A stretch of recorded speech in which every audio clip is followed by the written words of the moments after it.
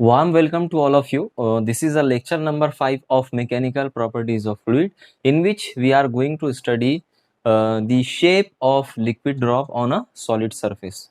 Mechanical properties of fluid का ये lecture number 5 है और इस लेक्चर नंबर 5 में आज हम स्टडी करने जा रहे हैं कि जो लिक्विड ड्रॉप की शेप है वो सॉलिड सरफेस पे किस तरह से तैयार होती है, किस तरह से ड्रॉप अपनी शेप को तैयार करता है। तो आज का हमारा टॉपिक है shape of liquid drops on solid surface।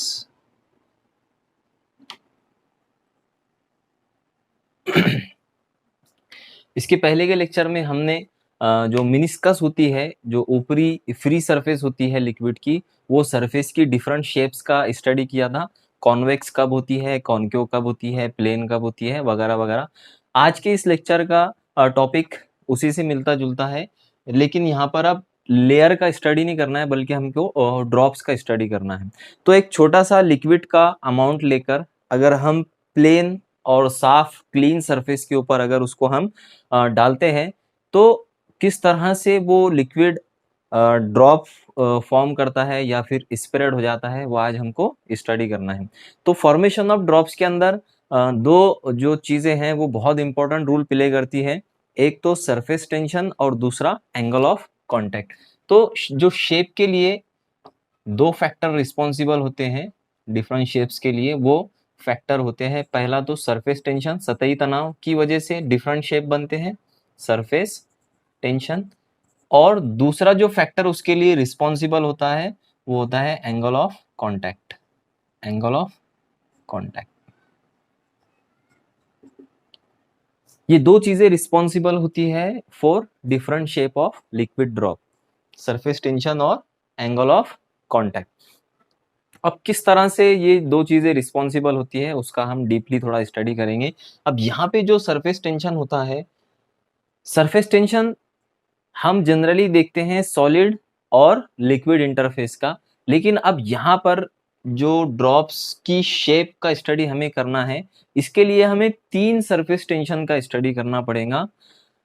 एक सरफेस टेंशन जो कि लिक्विड और सॉलिड इंटरफेस के बीच में है, दूसरा सरफेस टेंशन जो सॉलिड और एयर इंटरफेस के बीच में है, और तीसरा जो सरफेस टेंशन है वो लिक्विड और एयर इंटरफेस के बीच में है।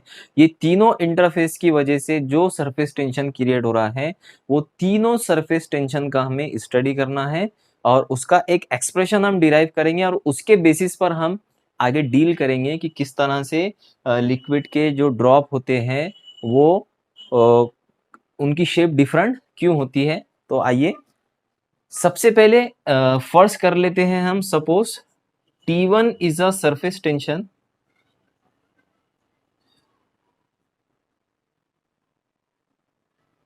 between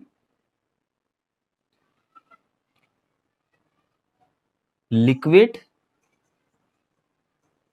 and solid interface।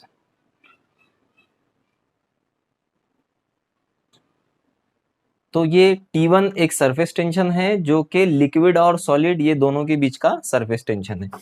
T2 surface tension हम लेंगे, it is a surface tension between solid and air interface. और तीसरा जो सरफेस टेंशन लेंगे हम, वो सरफेस टेंशन रहेगा surface tension between air and liquid interface.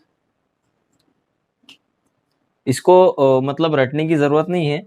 जैसे लिक्विड सॉलिड, सॉलिड पे यहाँ पे हमने खत्म कर दिया इंटरफेस, तो अगला इंटरफेस सॉलिड से स्टार्ट करेंगे, एयर पे खत्म करेंगे, और उसके बाद का जो इंटरफेस शुरू होगा वो एयर से शुरू होगा। अब ये डिफरेंट टाइप के इंटरफेस बन रहे कैसे, वो भी एक्सप्लेन कर देता हूँ। फॉर एग्जाम्पल एक प्लेन सरफेस है, सॉलिड सरफेस। इस सॉलिड सरफेस पे आपने लिक्विड का छोटा सा अमाउंट डाला, फॉर एग्जाम्पल इतना सा अमाउंट डाला तो उसने इस टाइप का जो है ड्रॉप वहां पे फॉर्म किया। अब यहाँ पर ये वाला जो है लिक्विड है, ये जो दिखाई दे रहा है बाउंड्री आपको, ये सॉलिड है और ऊपर क्या है उसके एयर है। तो यहाँ पर तीन इंटरफेस बन रहे हैं, लिक्विड और सॉलिड का इंटरफेस ये वाला। तो फॉर एग्जांपल इसका जो सरफेस टेंशन हम ले रहे T1 ले रहे, फिर बन रहा है सॉलिड और एयर का इंटरफेस, तो उसका सरफेस टेंशन हमने T2 लिया। और तीसरा जो इंटरफेस बन रहा है वो लिक्विड और ऊपर जो एयर है उस पर एक टेंजेंट ले लेंगे हम, तो इस तरह से T3। इस डायग्राम को थोड़ा बड़ा करके भी अपन बना सकते हैं। For example this is a solid surface, वहाँ पे आपने लिक्विड का थोड़ा सा अमाउंट लिया, तो उसने इस टाइप से वहाँ पे एक ड्रॉप को फॉर्म किया है। यहाँ पे तीन इंटरफेस मिल रहे हैं, ये हो गया सॉरी लिक्विड, यहाँ पर ये जो बाउंड्री नज़र आ रही है ये सॉलिड है और ऊपर क्या है इसके एयर है। तो ये तीन इंटरफेस है, सॉलिड लिक्विड और एयर। तो दो दो की जोड़ी बनाना है। सबसे पहले लिक्विड और सॉलिड हमने यहाँ पे लिया है, T1 is a surface tension between liquid and solid interface. तो लिक्विड और सॉलिड इंटरफेस का एक सरफेस टेंशन ले लेंगे हम, जो कि उसकी बाउंड्री पर रहेगा, उन दोनों पर टेंजेंट रहेगा, इसको ले लेते हैं हम T1। दूसरा जो इंटरफेस है हमारे पास में सॉलिड और एयर का इंटरफेस है, मतलब ये सॉलिड और ऊपर एयर, ये वाला इंटरफेस सॉलिड और एयर, इसको ले लेते हैं T2। ये इसके वजह से सरफेस टेंशन है T2। और तीसरा जो है लिक्विड एयर या एयर लिक्विड इंटरफेस T3। तो यहाँ पर ये लिक्विड और ऊपर का एयर इंटरफेस, तो ये दोनों पर टेंजेंट, इसकी फ्री सरफेस पे टेंजेंट बना लेते हैं हम, इसको ले लेंगे हम T3। फॉर एग्जाम्पल यहाँ पर जो एंगल बन रहा है उसको ले लेते हैं हम थीटा। अब बैलेंसिंग कंडीशन के लिए अगर मुझे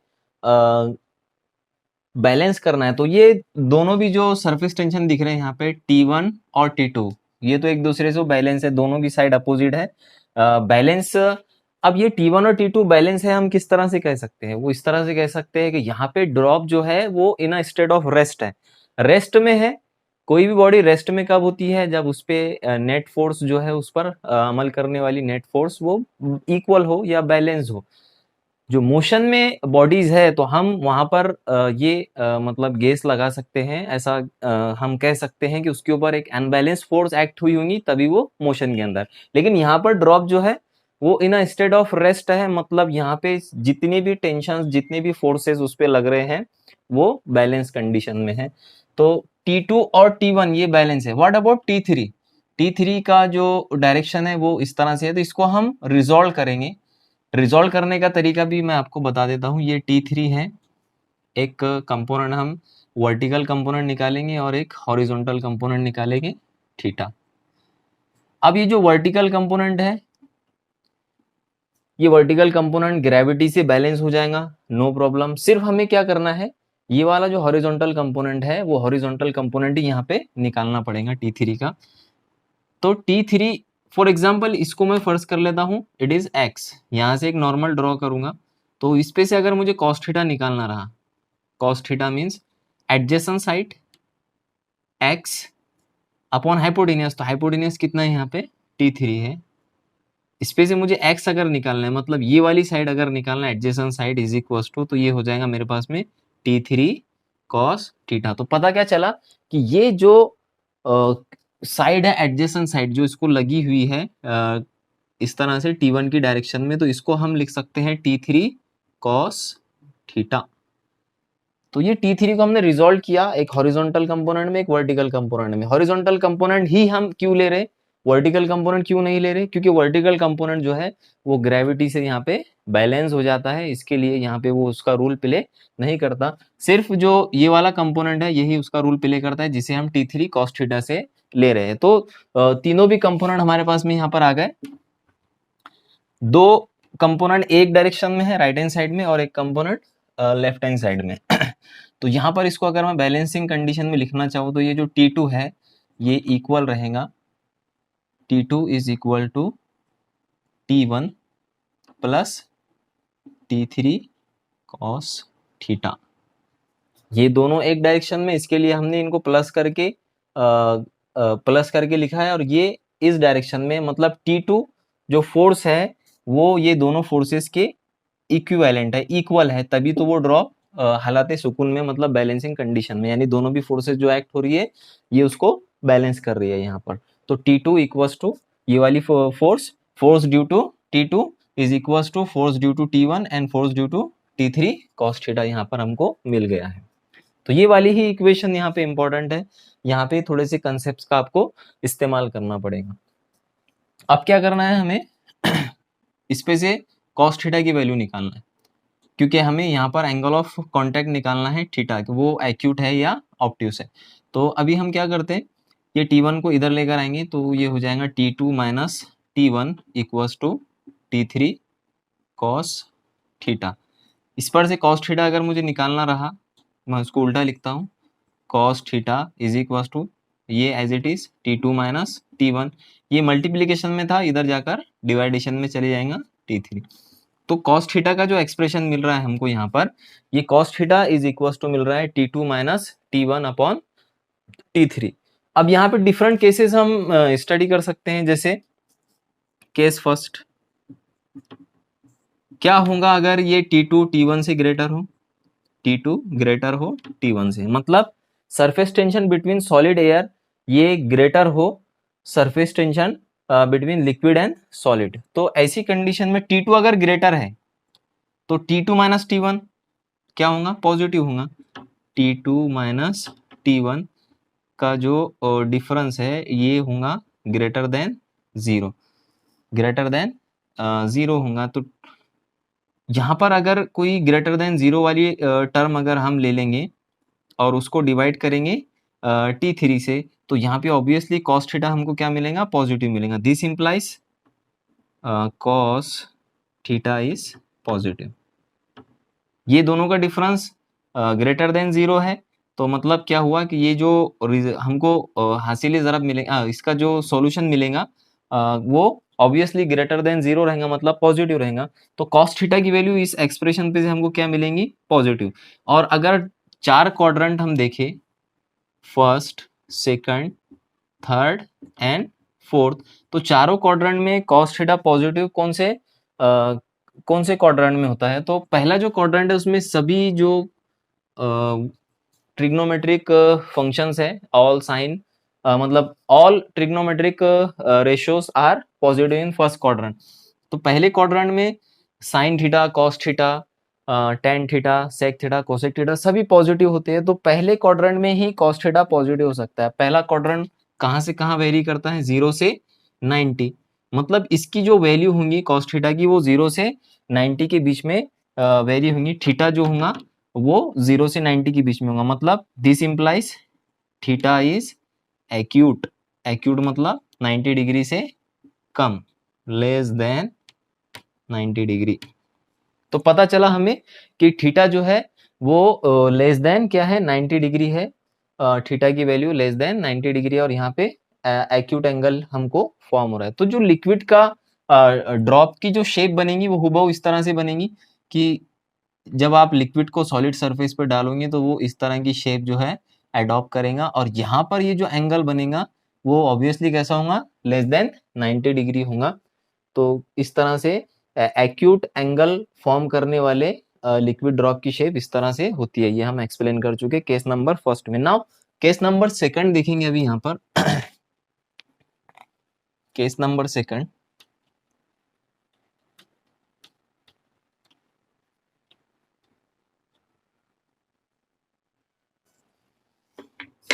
केस नंबर सेकंड डिस्कस करेंगे।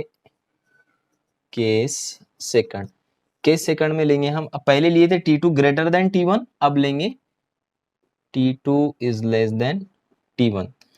क्या होगा अगर T2 ये T1 से लेस होगा। अब T2 अगर T1 से लेस होगा तो ये वाली जो वैल्यू है कैसी मिलेंगी हमको, निगेटिव मिलेंगी। तो दिस इंप्लाइज ये वाली वैल्यू अगर निगेटिव मिल रही है तो ये पूरा जो रिजल्टेंट मिलेगा दोनों का डिवाइडेशन ऑब्वियसली वो कैसा रहेगा, निगेटिव रहेगा। दिस इंप्लाइज cos थीटा जो मिलेगा हमको ये कैसा मिलेगा, निगेटिव मिलेगा, cos थीटा निगेटिव। और cos थीटा निगेटिव कहाँ पर होता है, पहले क्वाड्रेंट में तो सभी पॉजिटिव होते हैं, दूसरे क्वाड्रेंट में सिर्फ साइन पॉजिटिव होता है, साइन और कोसेक, बाकी सारी जो है वो निगेटिव होते हैं। तो सेकंड क्वाड्रेंट में cos कॉस थीटा निगेटिव होता है। तो सेकंड क्वाड्रेंट कहाँ से कहाँ वेरी हो रहा है? सेकंड क्वाड्रेंट वेरी हो रहा है 0 से 180 के बीच में, मतलब 90 डिग्री से ज्यादा। तो 90 डिग्री से ज्यादा मतलब क्या होगा यहाँ पे? Theta is obtuse. 90 डिग्री से ज्यादा एंगल को हम क्या कहेंगे? थीटा इज ऑब्ट्यूस, मतलब greater than, this implies greater than 90 degree. तो यहाँ पर ये जो एंगल बनेगा सॉलिड और लिक्विड इंटरफेस के बीच में, ये वाला एंगल क्या रहेगा हमारे पास में? ग्रेटर देन 90 डिग्री रहेगा। उस कंडीशन में जो ड्रॉप फॉर्म होंगे, वो ड्रॉप की जो शेप है वो इस तरह से फॉर्म होती है।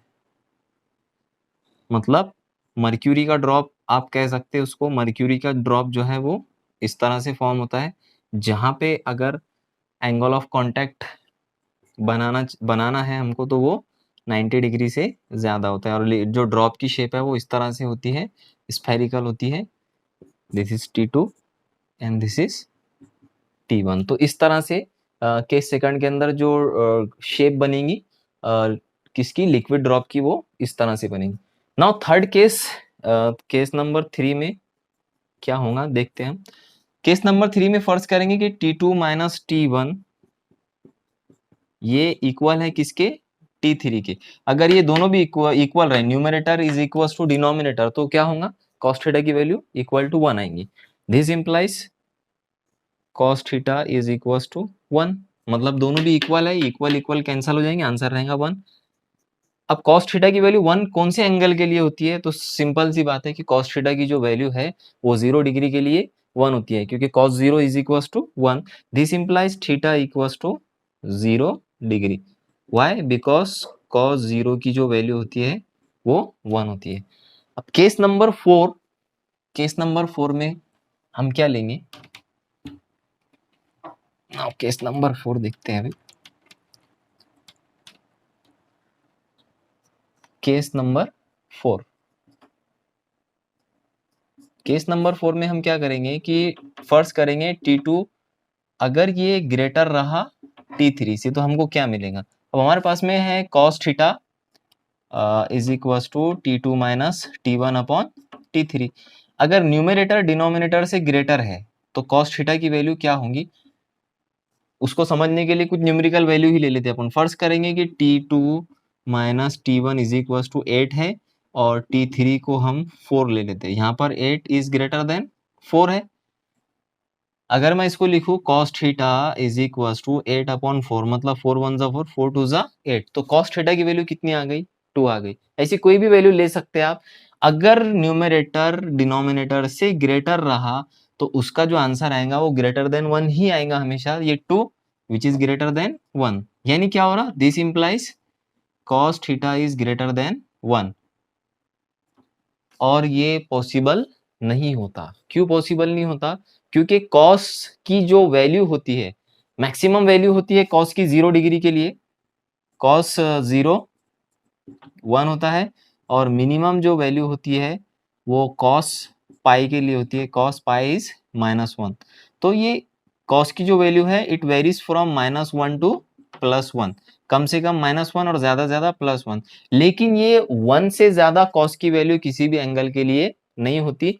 So this is not possible. तो यहाँ पर क्या होगा कि अगर cos T2 minus T1 greater रहा T3 से तो cos थीटा हमारे पास में ग्रेटर देन 1 मिल रहा है, which is not possible. Not possible मतलब ये कि लिक्विड जो है वो ड्रॉप फॉर्म ही नहीं करेगा। जैसे ही आप उसको सॉलिड सरफेस के ऊपर डालेंगे वो स्प्रेड हो जाएगा, फैल जाएगा, वो कोई भी किस्म का लिक्विड ड्रॉप फॉर्म नहीं करेगा। So this is all about the shape of a liquid drops on a solid surface. तो सॉलिड सरफेस पे किस तरह से डिफरेंट टाइप की शेप्स बनती है लिक्विड ड्रॉप की, वो हमने स्टडी किया। स्टडी करने के लिए 3 इंटरफेसेस हमने लिए, solid liquid, solid air and liquid and air. तीनों की 3 सरफेस टेंशन फर्स्ट किए, T1 T2 T3 को हमने रिजॉल्व किया। उसका जो हॉरिजॉन्टल कंपोनेंट मिला वो T3 cos थीटा। ये दोनों फोर्सेस को हमने इक्वेट करके cos थीटा की वैल्यू को डिराइव किया और बाद में डिफरेंट केसेस स्टडी किए। तो हमें डिफरेंट डिफरेंट टाइप्स के शेप यहाँ पर मिले। जब एंगल एक्यूट मिला तो जो ड्रॉप की जो शेप है वो इस तरह से मिली। जब एंगल हमें थीटा ग्रेटर देन 90 मिला तो इस टाइप का ड्रॉप फॉर्म हुआ। अगर दोनों वैल्यूज ये इक्वल थी T2 minus T1 equals to T3 तो कॉस थीटा की वैल्यू हमें इक्वल टू 1 मिली, यानी थीटा की वैल्यू 0 डिग्री मिली। और चौथा जो केस हमने स्टडी किया, अगर T2 minus T1 greater than T3 रहा तो ये इसकी वैल्यू ग्रेटर देन 1 आएंगी, जो कि पॉसिबल नहीं है क्योंकि कॉस की वैल्यू -1 और +1 के बीच में वेरी होती है। इसके लिए कोई भी किस्म का ड्रॉप यहाँ पे फॉर्म नहीं होगा, लिक्विड वहां पे स्प्रेड हो जाएगा। इसी तरह से जो डिफरेंट टाइप्स के फैक्टर्स जो अफेक्ट करते हैं फॉर्मेशन ऑफ लिक्विड ड्रॉप पे, वो फैक्टर्स भी हम देख लेंगे कि कौन से फैक्टर्स है जो शेप ऑफ लिक्विड ड्रॉप को अफेक्ट करते हैं, तो वो फैक्टर भी हम देख लेंगे अभी। सबसे पहला जो फैक्टर है, फर्स्ट वन, वो फैक्टर है, यहां पे मैं हेडिंग दे देता हूं,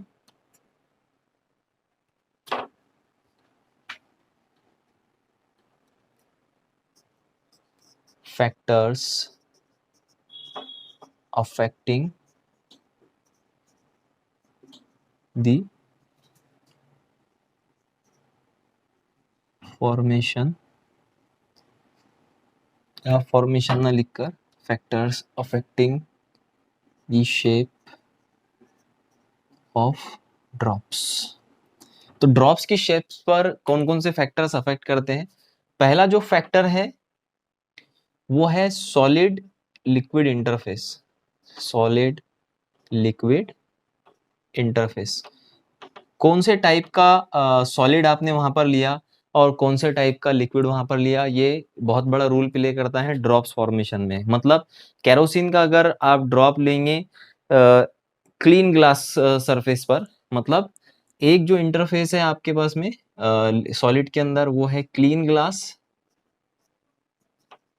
और लिक्विड के अंदर अगर आप केरोसिन लेते हो तो वहां पर जो एंगल ऑफ कांटेक्ट मिलेगा आपको वो नियर अबाउट 16 डिग्री का एंगल ऑफ कांटेक्ट मिलेगा केरोसिन के लिए।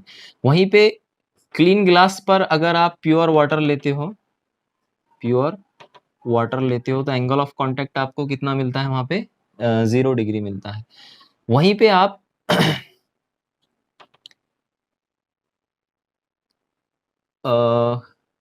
पैराफिन या वाटर लेते हो आप, वाटर, और वाटर को पैराफिन्स के साथ में, ये तो सॉलिड नहीं है, लिक्विड लिक्विड इंटरफेस ही है।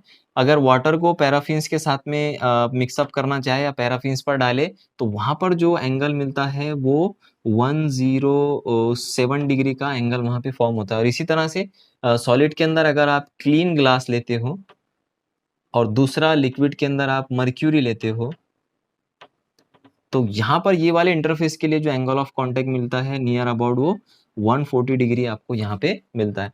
तो आप यहाँ पे गौर कर सकते हो कि किस तरह से जो एंगल ऑफ कांटेक्ट है वो चेंज हो रहा है for different materials. Clean glass kerosene है 16 डिग्री, क्लीन ग्लास है लेकिन प्योर वाटर है, यहाँ पे लिक्विड को चेंज कर दिया गया तो एंगल ऑफ कांटेक्ट भी चेंज हो गया, वहां पे 0 डिग्री हो गया। वाटर और पैराफिन का अगर इंटरफेस देखेंगे तो वहां पे एंगल ऑफ कांटेक्ट उसके बीच का 160 डिग्री 107 डिग्री मिलेगा और ड्रॉप की शेप भी आपको डिफरेंट मिलेगी। क्लीन ग्लास और मर्क्यूरी इंटरफेस के लिए जो एंगल ऑफ कांटेक्ट है 140 मिलेगा, और मर्क्यूरी को जब आप क्लीन ग्लास पे रखेंगे तो वो इस तरह का एक शेप जो है फॉर्म करेगा। तो सबसे पहला जो फैक्टर है जो अफेक्ट करता है it is solid liquid interface.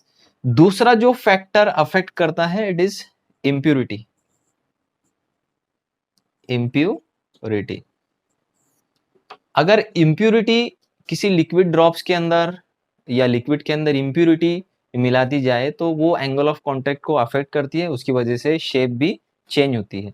तीसरा जो पैरामीटर अफेक्ट करता है यहाँ पे इट इज टेम्परेचर।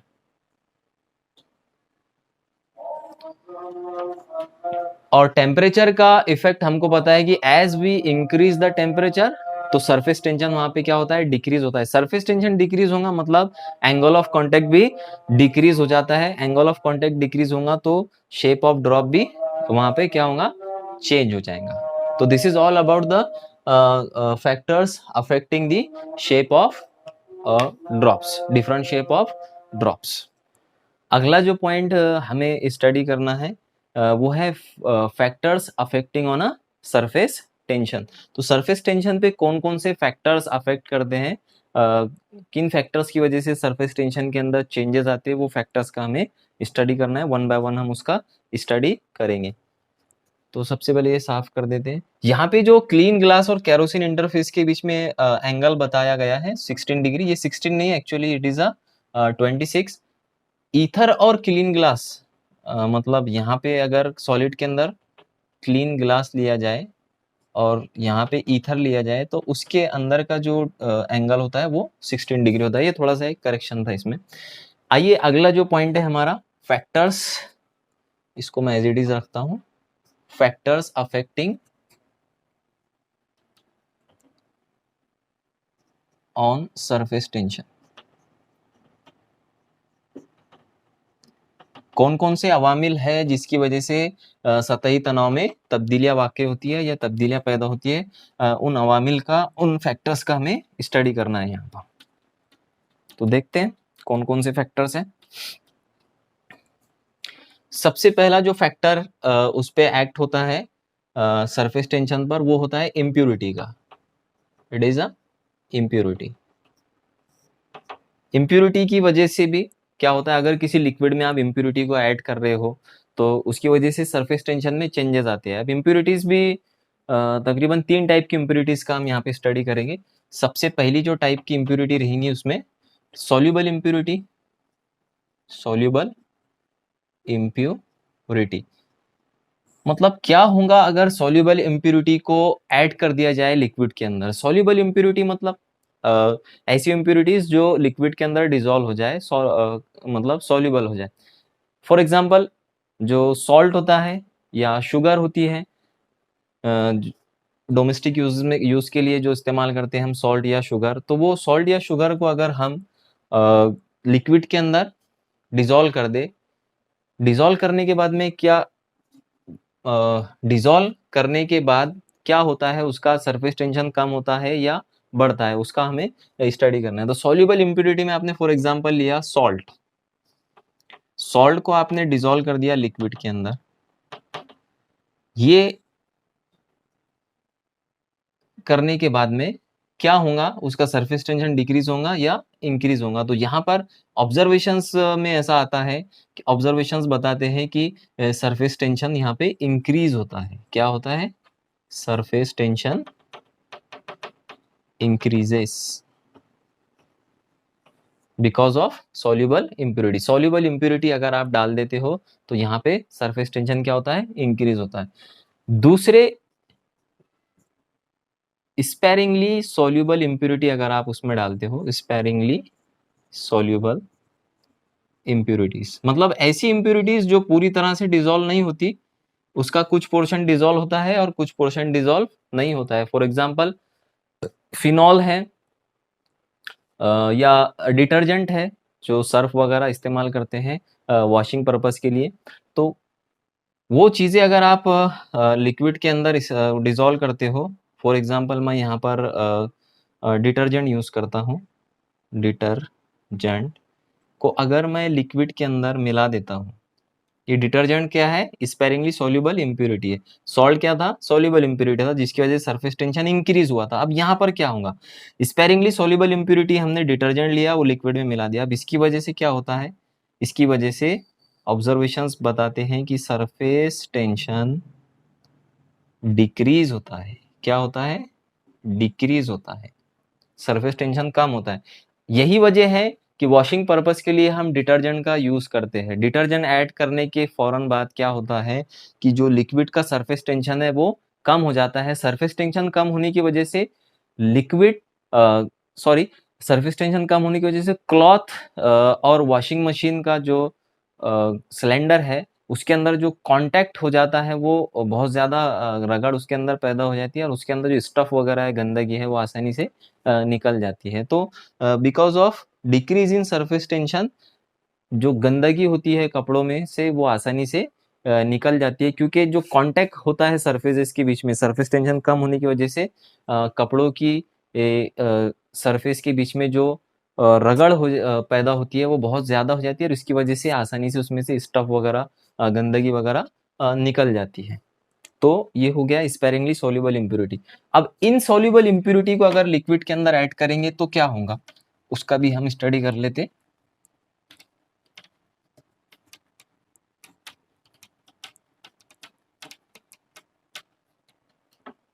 यहाँ पर तीसरे नंबर पर हम लेंगे इनसॉल्युबल इम्प्यूरिटी। इनसॉल्युबल इम्प्यूरिटी को ऐड करने की वजह से ये होता है कि जो लिक्विड है पर्टिकुलर, उसके बीच के मॉलिक्यूल्स के बीच की जो कोहेसिव फोर्स है, वो कोहेसिव फोर्स डिक्रीज हो जाती है। डिक्रीज हो जाने की वजह से जो एंगल ऑफ सरफेस टेंशन है, वो सरफेस टेंशन भी डिक्रीज होता है, और एंगल ऑफ कांटेक्ट भी चेंज हो जाता है, और जो सरफेस टेंशन चेंज होने की वजह से एंगल ऑफ कांटेक्ट भी चेंज हो जाता है। ये इसलिए मैं बता रहा हूँ आपको कि मर्क्यूरी का ड्रॉप अगर ले आप, मर्क्यूरी ले, मर्क्यूरी के अंदर कुछ डस्ट पार्टिकल्स अगर उसके अंदर वो अटैच हो जाए, गैदर हो जाए, किससे, मर्क्यूरी से, तो मर्क्यूरी के जो मॉलिक्यूल्स है, वो मॉलिक्यूल्स का जो कोहेसिव फोर्स है, वो कोहेसिव फोर्स यहाँ पे डिक्रीज हो जाता है। डिक्रीज होने की वजह से क्या होता है कि जो सरफेस टेंशन है, वो सरफेस टेंशन भी उसका डिक्रीज होता है। अब मर्क्यूरी जो ड्रॉप फॉर्म करती है, मर्क्यूरी की जो ड्रॉप्स फॉर्म होते हैं, अगर क्लीन ग्लास पर रखा जाए मर्क्यूरी को, तो वाकई में उसके बड़े अच्छे ड्रॉप्स फॉर्म होते हैं। एक ड्रॉप को आप जैसे सॉलिड वगैरह पतली सी सॉलिड पट्टी लेकर उसके दो टुकड़े भी कर सकते हैं, और फिर वो दो ड्रॉप्स को एक जगह लाओ तो वो फिर से एक बिगर ड्रॉप में कन्वर्ट भी हो जाती है। लैब्स वगैरह में रहते हैं ये, आप देख सकते हैं परफॉर्म करके। तो यहाँ पर अगर मर्क्यूरी ड्रॉप, एक मर्क्यूरी ड्रॉप, उसके अंदर डस्ट डाल दी जाए, तो जिस तरह से पहला परफेक्ट ड्रॉप बन रहा था स्फेरिकल, अब उस तरह से स्फेरिकल ड्रॉप नहीं बनेगा, बल्कि वो उसकी शेप में तब्दीली आ जाएंगी। क्यों तब्दीली आएंगी? Because of decrease in surface tension. तो यहाँ पर भी इनसॉल्युबल इम्प्यूरिटीज की वजह से भी क्या होता है, सरफेस टेंशन डिक्रीज होता है, सरफेस टेंशन डिक्रीजेस। तो this is all about the impurity. Now what about the temperature? दूसरा जो फैक्टर अफेक्ट करता है सरफेस टेंशन को, वो टेम्परेचर है, effect of temperature. Temperature rise करेंगे तो सरफेस टेंशन क्या होगा, टेम्परेचर अगर डिक्रीज करेंगे तो सरफेस टेंशन क्या होगा। सरफेस टेंशन को इंक्रीज करने की वजह से ये ऑब्जर्व किया जाता है कि लिक्विड का जो सरफेस टेंशन है, टेम्परेचर इंक्रीज करने की वजह से लिक्विड का सरफेस टेंशन डिक्रीज होता है। अगर ग्रेजुअली आप टेम्परेचर को इंक्रीज करते गए तो एक ऐसा सर्टन क्रिटिकल टेम्परेचर आता है जहां पे सरफेस टेंशन 0 हो जाता है। तो सरफेस टेंशन और temperature both are inversely proportional to each other. मतलब टेम्परेचर अगर इंक्रीज करेंगे तो सरफेस टेंशन डिक्रीज होगा, टेम्परेचर को अगर आप डिक्रीज करते हो तो सरफेस टेंशन इंक्रीज होगा। जैसे पानी को अगर आप कंटिन्यूअसली हीट करते जाए तो नीचे के जो मॉलिक्यूल है वो हीट एब्सॉर्ब करके ऊपर की तरफ जाते हैं, जबकि लिक्विड की सरफेस की टेंडेंसी क्या होती है, इसके पहले के लेक्चर में हम देख चुके कि सरफेस पे जितने भी मॉलिक्यूल्स है वो सब पर एक दूसरे पे वो टेंजेंशियल फोर्स डालते हैं, जिसकी वजह से एक मॉलिक्यूलर फोर्स ऑफ अट्रैक्शन पैदा हो जाता है, और एक खिंचाव जैसा या फिर फ्लेक्सिबल या फिर आप क्या कहेंगे, एक झिल्ली की तरह झिल्ली की तरह वो सरफेस जो है तो एक्ट करती है, और जितने भी पार्टिकल्स उनकी टेंडेंसी होती है कि वो नीचे की तरफ अमल करते हैं। लेकिन आप कंटिन्यूअसली हीट कर रहे हो तो जो मॉलिक्यूल है वो मॉलिक्यूल कंटिन्यूअसली एनर्जी एब्सॉर्ब करते हैं और वो ऊपर की तरफ ट्रांसफर होते हैं। तो नीचे आने की बजाय वो ऊपर की तरफ जा रहे हैं, मतलब जो तनाव तैयार हुआ था ऊपर, वो तनाव ग्रेजुअली क्या हो रहा है, डिक्रीज हो रहा है जैसे जैसे आप टेम्परेचर को इंक्रीज करेंगे। और एक सर्टन टेम्परेचर ऐसा आता है, क्रिटिकल टेम्परेचर जिसे कहते हैं, कि ऊपर का जो सरफेस टेंशन है वो पूरी तरह से खत्म हो जाता है और वो पानी बॉयल होना शुरू हो जाता है। तो सरफेस टेंशन जहां पे 0 हो जाता है, जिस टेम्परेचर पे सरफेस टेंशन 0 हो जाता है, उस टेम्परेचर को हम क्या कहते हैं, the temperature is called as critical temperature. Critical temperature. The temperature on which surface tension becomes 0 is called as a critical temperature. तो ये था impurity और टेम्परेचर का असर किसके ऊपर, सरफेस टेंशन के ऊपर। नाउ इसके बाद का जो अगला टॉपिक है that is excess pressure on a free surface of liquid. वो excess pressure of free surface of liquid भी हम देख लेते हैं।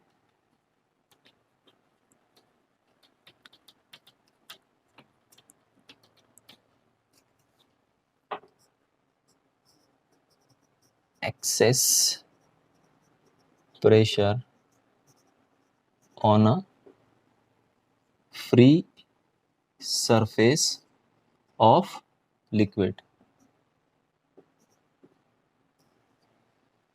Excess pressure on a free surface of liquid. तो फ्री सरफेस ऑफ लिक्विड पर आपको अच्छी तरह से मालूम है कि जितने भी मॉलिक्यूल्स है वो सरफेस टेंशन की वजह से एक दूसरे पर फोर्स डालते हैं, और वही फोर्स पर यूनिट लेंथ को हमने क्या कहा था, सरफेस टेंशन कहा था, फोर्स पर यूनिट लेंथ।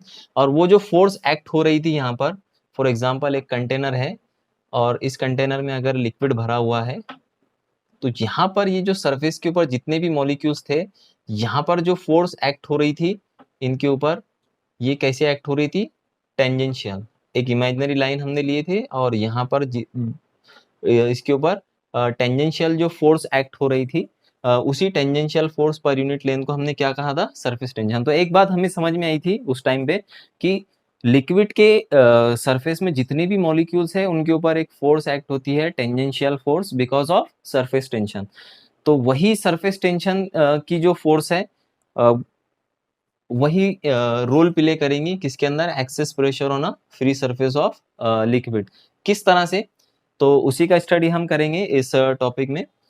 यहाँ पर जो फोर्स एक्ट हो रही है वो टेंजेंशियल एक्ट हो रही है, और रिजल्टेंट जो फोर्स है उसको हम यहाँ पे एक्सप्रेस करेंगे, रिजल्टेंट फोर्स को Ft से, resultant force because of tension, मतलब सरफेस टेंशन। इसके लिए एक फ्री सरफेस हम फर्ज करेंगे।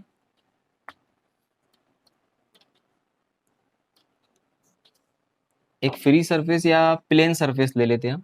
सबसे पहले स्टडी करेंगे हम किसकी, प्लेन सरफेस की। प्लेन सरफेस लेंगे, उसके बाद में एक कॉन्वेक्स सरफेस लेंगे और एक कॉन्केव सरफेस लेंगे, और देखेंगे वहां पर कि प्रेशर कौन सी तरफ ज्यादा है, ऊपर की तरफ ज्यादा है या नीचे की तरफ ज्यादा है, और उस प्रेशर के फर्क को ही एक्सेस प्रेशर यहाँ पे कहा जाता है।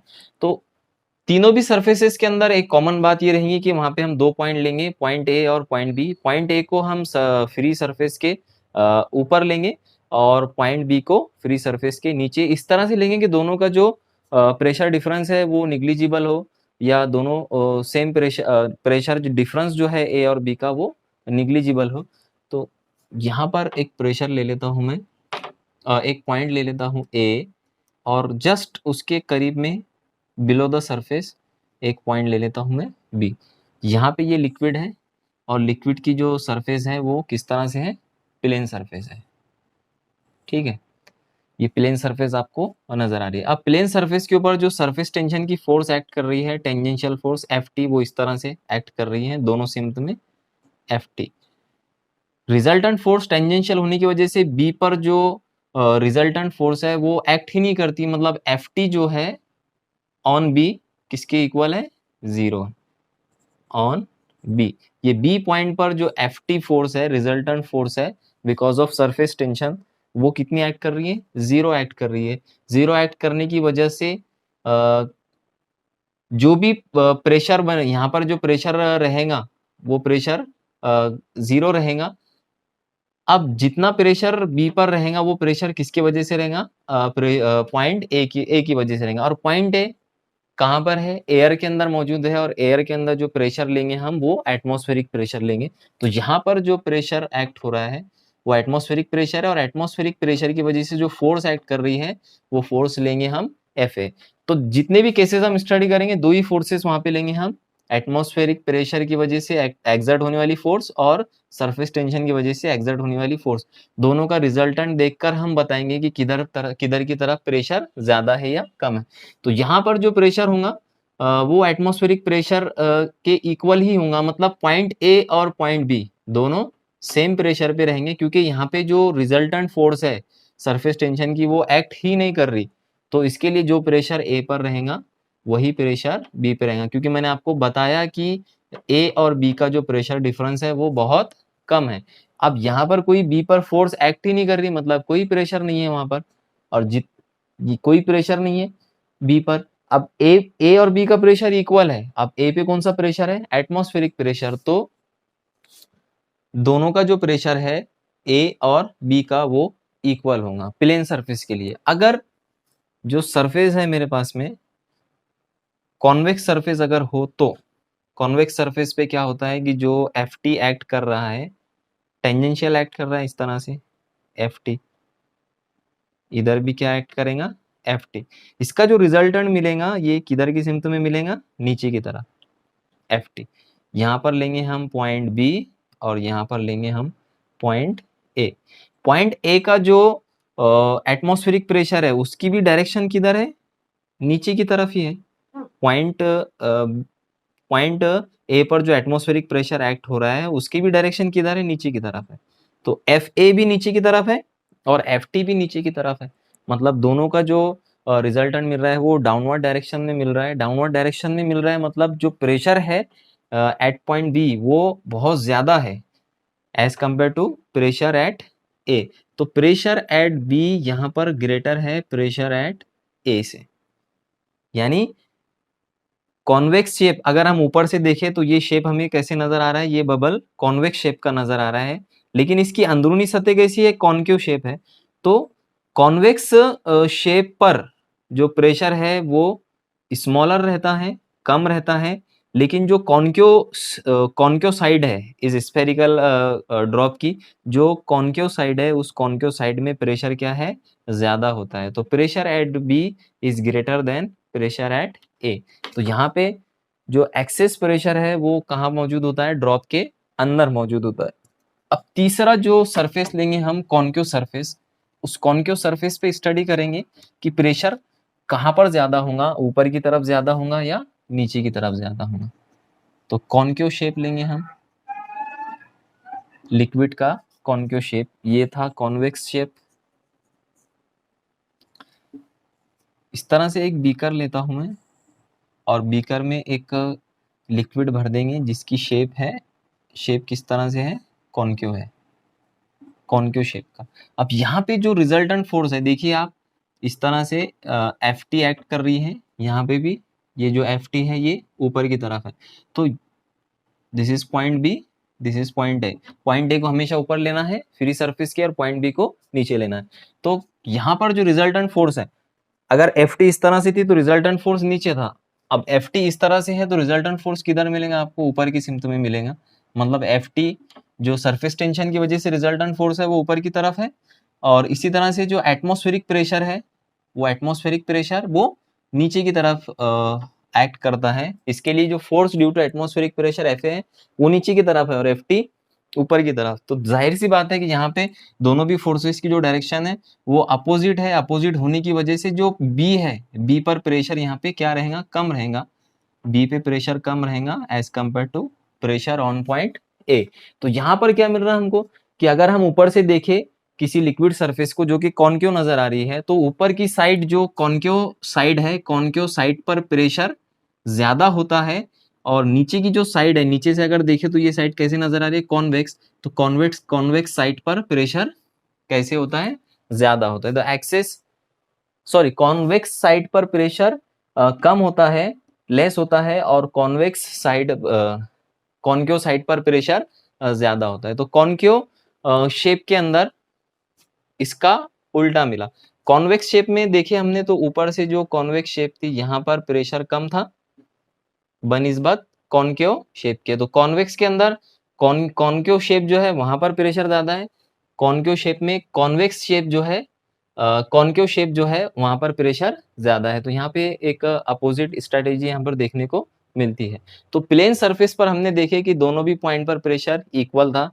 कॉन्वेक्स लिक्विड सरफेस पर हमने देखे कि जो ऊपर की सिमत में प्रेशर है वो कम है और उसके अंदर की सिमत में प्रेशर ज्यादा है। एक्सेस प्रेशर कहाँ मौजूद होता है? कॉन्वेक्स लिक्विड के अंदर मौजूद होता है। कॉन्वेक्स शेप के अंदर कॉन्केव साइड पर प्रेशर ज्यादा होता है और कॉन्वेक्स शेप पे प्रेशर कम होता है। इसी तरह से कॉन्केव शेप अगर हमने लिया तो कॉन्केव शेप में हमको क्या मिला? हमको ये मिला कि प्रेशर एट बी, मतलब जो कॉन्वेक्स साइड है वो वहाँ का प्रेशर कम है, और जो ऊपर की कॉनकेव शेप है वहाँ का प्रेशर क्या है, ज्यादा है। तो pressure on concave side is greater as compare to pressure on convex side. तो पीबी जो प्रेशर मिल रहा है हमको, ये प्रेशर स्मॉलर है एज कंपेयर टू पीए। तो this is all about the excess pressure on a free surface of liquid. तो यहाँ पे ये लेक्चर हमारा खत्म होता है। In next lecture we will study the formation of drops and formation of bubbles. Thanks for watching.